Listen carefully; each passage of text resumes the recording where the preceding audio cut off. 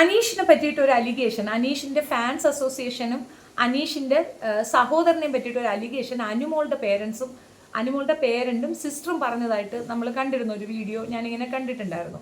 പക്ഷെ ഞാനത് utter fake എന്നാണ് വിചാരിച്ചത്. അനീഷിന്റെ ആൾക്കാരോ അങ്ങനെ ചെയ്യാൻ ഒരു ചാൻസും ഇല്ലല്ലോ എന്നാണ് വിചാരിച്ചത്. പക്ഷെ അനീഷിന്റെ 2-3 ആറ്റിറ്റ്യൂഡ് നോക്കുമ്പോൾ യെസ്, അവർ പുറത്ത് PR ഏർപ്പാട് ചെയ്തിട്ട് തന്നെയാണ് അനീഷ് ഉള്ളിലേക്ക് വന്നിട്ടുള്ളത്. 5 വർഷം വരെ ഈ ഒരു ഷോയെ നിരന്തരം ഇരുന്ന് കാണുകയും മനസ്സിലാക്കുകയും ചെയ്തൊരു വ്യക്തിയാണ് ഈ ജിൻഡോ. സെയിം തന്നെയാണ് അനീഷും എന്ന് തോന്നുന്നു. അനീഷിന് കപ്പാണ് ലക്ഷ്യം. പക്ഷെ അതിന് മറ്റൊരാളെ ചവിട്ടി താഴ്ക്കുന്നതിനോട് എനിക്ക് യോജിപ്പില്ല.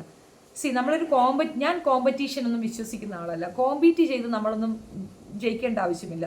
ഇതിനകത്ത് കോമ്പറ്റീഷൻ അല്ല, പേഴ്സണാലിറ്റിയെ നമ്മൾ എങ്ങനെ ഉൾക്കൊള്ളുന്നു അത് ബേസ് ചെയ്താണ് വോട്ട് കിട്ടുന്നതും. മെജോറിറ്റി ആർക്ക് കിട്ടുന്ന വോട്ട് അവരാണ് ജയിക്കുന്നതും. ജനമനസ്സുകളിൽ കയറുന്നത് മറ്റൊരാളുമായിരിക്കും. അങ്ങനെയാണെങ്കിൽ കഴിഞ്ഞ ബിഗ് ബോസ് വിന്നർ ജിൻഡോയാണ് ജയിച്ചത്. പക്ഷെ ജനങ്ങളുടെ ഉള്ളിലേക്ക് കയറിയിട്ടുള്ളത് അത് ജാസ്മിനാണ്. അങ്ങനെയാണ് എനിക്ക് തോന്നിയിട്ടുള്ളത്. പിന്നെ ആ പെൺകുട്ടിയുടെ കയ്യിരിപ്പ് കൊണ്ടാണ് അതിന് ആ കപ്പ് കിട്ടാതെ പോയത്. അതേപോലെ അർജുൻ, ഇവരൊക്കെ ആപ്റ്റായിരുന്നു. അപ്പം ജിൻഡോയ്ക്ക് കിട്ടിയത് വോട്ട് അവന് കൂടുതൽ കിട്ടിയത് കൊണ്ടാണ്. ആ വോട്ട് റോബിൻ നിർദ്ദേശിച്ചത് കൊണ്ട് റോബിൻ്റെ ഫോളോവേഴ്സും കൂടെ അവിടെ കൊണ്ടുപോയി വോട്ടിട്ട് പോകുന്നു.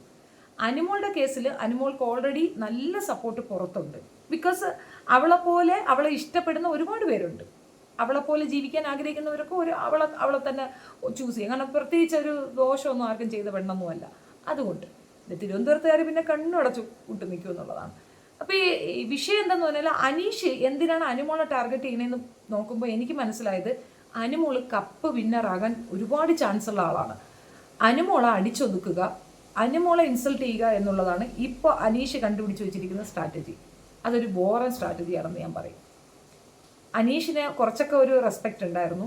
പക്ഷെ അനീഷ് ഇതാണ് ഉദ്ദേശിക്കുന്നതെങ്കിൽ ബോറാണ്, ഭയങ്കര ബോറാണെന്നേ ഞാൻ പറയുള്ളൂ. മഹാവൃത്തികെട്ട പരിപാടിയാണ്, അത് ചെയ്യരുതെന്നേ പറയാനുള്ളൂ. മഹാമോശപ്പെട്ടൊരു കാര്യമാണ്. ഒരു കാരണവശാലും അത് ആക്സെപ്റ്റ് ചെയ്യാൻ പറ്റത്തില്ല. നിങ്ങൾക്കൊരു പേഴ്സണാലിറ്റി ഉണ്ട്, നിങ്ങൾ അങ്ങനെ ജയിക്കുക. മറ്റൊരാളെ ചവിട്ടി തേച്ചുകൊണ്ട് ജയിക്കേണ്ട ആവശ്യം എന്താ? ഇന്നത്തെ എപ്പിസോഡിൽ ഒരു വിഷയമുണ്ട്.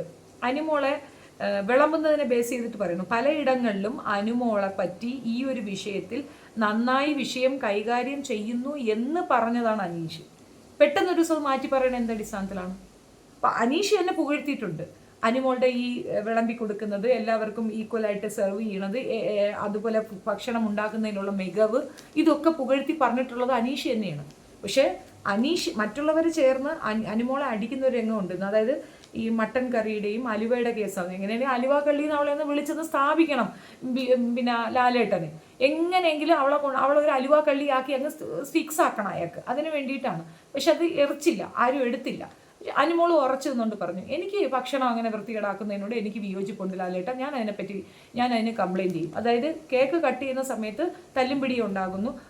ഒരു തവി കൊണ്ടുവന്ന് കോരിയെടുത്ത് കുറച്ചുകൂടെ ക്ലവർ ആവാൻ നോക്കിയാണ് ജിസേൽ. അതിനെതിരായിട്ട് പിന്നെ അനുമോൾ എഗൻസ്റ്റ് ആയിട്ട് പറയുന്നു. അനുമോൾ കുറച്ച് എന്താ പറയുക, അവിടെ കുറച്ച് അധികാരം എടുക്കുന്നുണ്ട്. അപ്പോൾ നീ എന്തിനാ അത് അധികാരം എടുക്കണം? നിനക്ക് വേണ്ടത് നീ എടുത്ത് കഴിച്ചിട്ട് നിന്റെ പാട് നോക്കി പൊയ്ക്കൂടെ എന്നാണ് മോഹൻലാൽ ചോദിക്കുന്നത്. അതൊരു ചോദ്യമാണ്, അത് കറക്റ്റ് ചോദ്യം തന്നെയാണ്, അതിനകത്ത് തർക്കമൊന്നുമില്ല. പക്ഷേ അനുമോൾ പറഞ്ഞത് എന്തെന്ന് പറഞ്ഞാൽ, ഞാൻ അങ്ങനെയൊക്കെ കഷ്ടപ്പെട്ട് വന്ന ഒരു വീട്ടിൽ നിന്നാണ്. ഭക്ഷണം ഇങ്ങനെ ചീത്തയാക്കി കളയുന്നതിനോട്, ആളുകൾ കൈയിട്ട് അളമ്പുന്നതിനോടൊക്കെ എനിക്കൊരു വെറുപ്പുണ്ട് എന്നാണ് പുള്ളിക്കാരത്തി പറഞ്ഞത്. അത് കറക്റ്റാണ് കേട്ടോ. ആ സമയം നോക്കി അവൾ ചെയ്ത തെറ്റ് എന്ന് പറഞ്ഞുകൊണ്ട് അനീഷ് ചാടി വീഴുകയാണ്. അതെന്തിൻ്റെ അടിസ്ഥാനത്തിലാണ്? പക്ഷെ അത് തടയിടുന്നുണ്ട്, മറ്റുള്ളവർ അതിനെപ്പറ്റി സംസാരിക്കുന്നുണ്ടെങ്കിലും അനീഷ് ചെയ്യുന്ന ഈ പ്രവൃത്തി വളരെ മോശമാണ്. മാത്രമല്ല, ഒരു മോർണിംഗ് ടാസ്കിൽ അനുമോളെ ടാർഗറ്റ് ചെയ്തുകൊണ്ട് പറയണം, അനുമോളെ വളരെ മോശപ്പെടുത്തിക്കൊണ്ട് പറയുന്നുണ്ട്. അനുമോൾ അങ്ങനെ ചെയ്യുന്നു, ഇങ്ങനെ ചെയ്യുന്നു എന്നൊക്കെ പറഞ്ഞുകൊണ്ട്. അതാണ് ഞാൻ പറഞ്ഞത്, അവസരം കിട്ടുന്നിടത്തൊക്കെ ഇട്ട് അനീഷ് അനുമോൾക്കിട്ട് കുത്തുന്നുണ്ട്.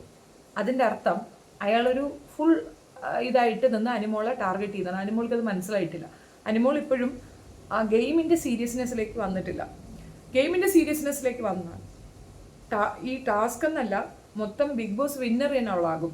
കാരണം പുറത്ത് അക്സെപ്റ്റൻസ് ഉണ്ട്, വോട്ട് അവൾക്ക് കൃത്യമായിട്ട് കിട്ടും, നന്നായി കളിക്കാൻ അറിയാം, എല്ലാം കൊണ്ട് ജെന്യൂനായി നിൽക്കുന്ന ഒരു പ്ലെയറാണ്. അനുമോൾക്ക് പുറത്ത് കിട്ടിയിരിക്കുന്ന അക്സെപ്റ്റൻസ് ഈ പറയുന്ന കുടുംബക്കാരൊക്കെ വന്നപ്പോഴത്തേക്ക് തന്നെ ഏകദേശം അനീഷിന് മനസ്സിലായി. താൻ അവിടെ സ്ട്രിക്റ്റ് ആണ്, താൻ അവിടെ സ്ട്രോങ് ആയി നിൽക്കുന്നുണ്ട്. എന്നാൽ തനിക്ക് പ്രശ്നക്കാർ ആരൊക്കെയാണെന്നുള്ളൊരു ചെറിയ നോട്ടം ഉണ്ടല്ലോ. അതിൽ ഷാനവാസ് പ്രശ്നമാണ്, അനുമോൾ പ്രശ്നമാണ്, അക്ബർ പ്രശ്നമാണ്. അക്ബറിനെ പിന്നെ അടിച്ചിടാം, പക്ഷേ ഷാനവാസും അനുമോളും സ്ട്രോങ് പ്ലെയേഴ്സാണ്.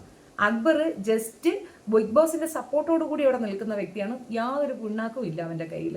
നൂറ പിന്നെ ഒന്നുമല്ല.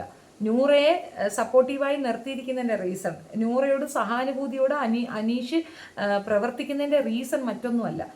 അനുമോൾക്ക് അവരൊരു സപ്പോർട്ടിങ് ഇതാണ്, ഫ്രണ്ടാണെന്നുള്ളതാണ്. പക്ഷെ അനീഷ് അങ്ങനെയല്ല. അവരാണ് ആദ്യം പുറത്തു പോകുന്നതെങ്കിൽ അവരുടെ സപ്പോർട്ട് അനീഷിന് കിട്ടും. അതാണ് അവരുടെ ഉദ്ദേശ ലക്ഷ്യം. അതുകൊണ്ടാണ് ഈ ഒരു വർത്തമാനം വന്നപ്പോഴത്തേക്ക് അനീഷ് മാറി നിന്നത്.